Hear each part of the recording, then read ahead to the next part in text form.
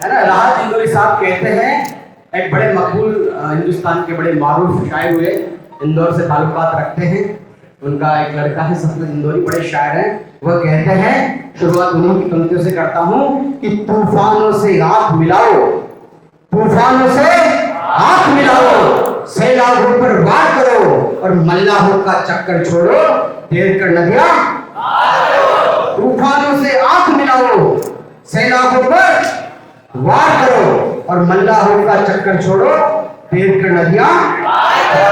तो आप यहाँ पर नदी पार करने आए हो, न कि नदियों के अंदर नहाने न डूबने। तो जिंदगी के अंदर दरअसल कई तरह की समस्या आएगी कि चलता रहूंगा पथ पर, चलने में माहिर बन जाऊंगा, या तो मंजिल मिलेगी अच्छा मुसाफिर बन जाऊंगा।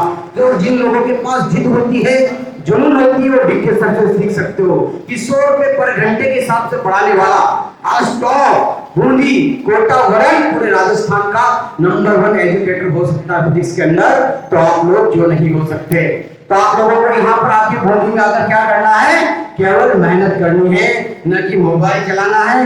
मोबाइल इतना सा चलाओ जितना सा ही आपके लिए यूटिलाइज हो, क्योंकि दरअसल जो मोबाइल कंपनियां बनाती है, जो डेटा देती है, उनके लिए आप कस्टमर हो, तो आपकी एनर्जी वो ड्रेन करते हैं।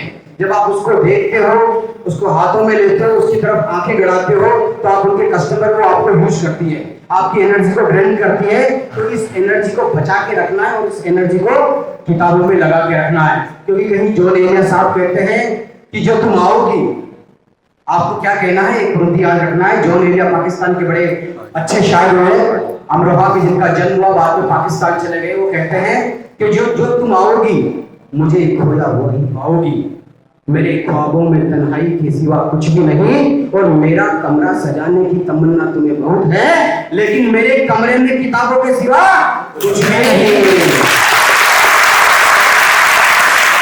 कमरे में किताबों के सिवा कुछ भी नहीं, और आपको अपने कमरे में केवल किताबों से दिल लगाना है।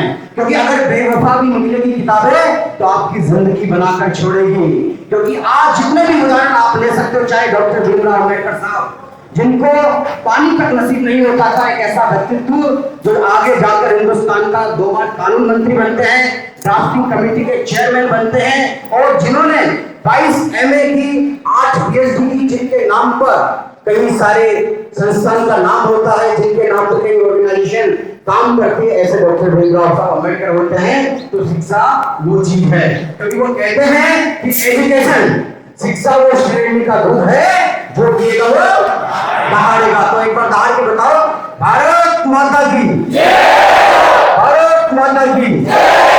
और जिंदगी में 4 पंक्ति याद रखना, मैं धीरे धीरे आप लोगों के सामने खोलूंगा कि हालात के आगे टूट जाए तारा तो जमीन पर नहीं गिरता, टूट जाए तारा तो जमीन पर नहीं गिरता, हालात के आगे कभी सिकंदर नहीं गिरता, गिरते हैं शौक से दरिया समंदर में, पर किसी दरिया में समंदर नहीं गिरता।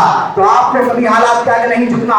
विपरीत परिस्थिति आएगी आपके जीवन के अंदर, बच्चे यहाँ पर पढ़ने आइए, उनके लिए गांव वाले कहेंगे कि अरे तो बेटी को पढ़ने रख दिया है तो बिगड़ जाएगी, उसकी लड़की भाग गई, फलाने की लड़की भाग गई। तो बेटियों जिंदगी में एक बात याद रखना, कहीं रेहाना रूही लिखती है कि दिल को बहलाने का अरमान न समझा जाए, मुझको इतना भी आसान न समझा जाए, और मैं भी बेटों की तरह हक मांगते हुए इसको बगावत का ऐलान न समझा जाए, इसको बगावत का ऐलान न समझा जाए। एक छोटे से गांव से इसी तरह निकलकर, एक छोटे से गांव से निकलकर पूरे राजस्थान में बूंदी जिले का परचम लहराती है, उस बेटी का नाम निधि जैन होता है। ऐसी लाडली बेटी के सम्मान में एक बार जोरदार तालियां बजाइए। लोग कहते हैं कि लड़कियां पढ़ नहीं सकती, तो घर से बाहर नहीं निकलना चाहिए, तो ऐसे लोगों के मुंह पे तमाचा है। और एक नोबेल पुरस्कार विजेता कहती है कि जिस देश की आधी आबादी घरों में बैठकर काम करेगी, वो देश कभी विकासशील से विकसित नहीं हो सकता। तो जितने भी डेवलप कंट्री है, चाहे यूएसए की बात करें, चाहे इंग्लैंड की बात करें, चाहे ऑस्ट्रेलिया की बात करें, चाहे जापान की, चाहे सिंगापुर की, वहां की सब महिलाएं वर्किंग है। कोई ऑफिस में काम करती है, कोई ऑफिसर है, कोई पुलिस के अंदर है। तो आप लोगों को जागृति लानी है, तो माँ बाप को समझाना है। अब एक्चुअली दरअसल जो उम्र होती है 15 से 18 20 की, इट्स वेरी सेंसिटिव एज, काफी सेंसिटिव एज होती है। तो आपको बहकना नहीं है, थोड़ा सा इमोशनल इंटेलिजेंसी लानी है। IQ सबके पास होता है, लेकिन आपको IQ लेके आना है। अपनी जो संवेदना है, अपने जो इमोशन है उन पर कंट्रोल रखना है, और आपके माँ बाप ने आप पर विश्वास किया है, साइंस एकेडमी में आपको भेजा है, तो उनके सपनों पे खरा उतरना है। नहीं तो फिर अगर कोई एक बेटी गलती करती है तो उसकी वजह से हजारों बेटियां सफर करती हैं। तो जहन में ये बात रख के चलो। जब टीना डाबी आईएएस की टॉपर बनती है, उसकी बहन भैया डाबी दूसरे साल 8वीं रैंक पाती है यूपीएससी के अंदर, तब लोगों को लगता है कि बेटियां भी कमाल करती है। ईरा सिंघल जब यूपीएससी की टॉपर बनती है, जब किरण कौशल यूपीएससी की टॉपर बनती है, तब लगता है, जब मुक्ता राव आरएस की टॉपर बनती है, तब लगता है कि बेटियां बहुत कुछ कर सकती है। तब कहीं 4 पंक्तियां मैंने लिखी कि जागीरदार जमीन के रोक न पाए उड़ान को, और कल्पना सुनीता ने छू लिया आसमान को। तो कल्पना सुनीता की तरह आप लोगों को आसमान छूना है।